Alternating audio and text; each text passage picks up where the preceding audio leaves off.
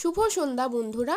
আমি তো আগের পর্বে তোমাদেরকে দেখিয়েছি কিভাবে কড়াইশুঁটির কচুরি তৈরি করার জন্য পুর রেডি করতে হয়। তো এই পর্বে আমি ওই পুরের সাথে সামান্য পরিমাণে খাবার সোডা দিয়ে ডলে নিলাম, যাতে পুরটা খুব ভালো হয়।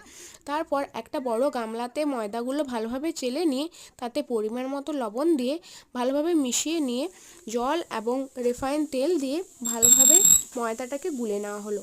তারপর ময়দাটা টান টান করে প্রথমে মেখে আস্তে আস্তে নরম করা হলো। দেখো বন্ধুরা, এরকম নরম করে মাখা হয়েছে।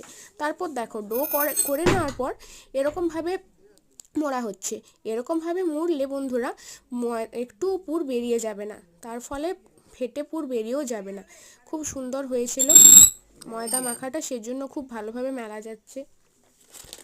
তারপর একটা একটা করে কড়াইতে দিয়ে ভালোভাবে ছেঁকে নেওয়া হলো। তারপর এরকমভাবে বন্ধুরা পরপর দিয়ে দেওয়া হলো এবং এরকমভাবে হাতাটা রাখলে খুব ভালোভাবে ফুলে যায়।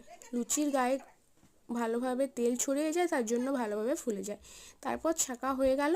তারপর রেডি হয়ে গেল গরম গরম কড়াইশুঁটির কচুরি।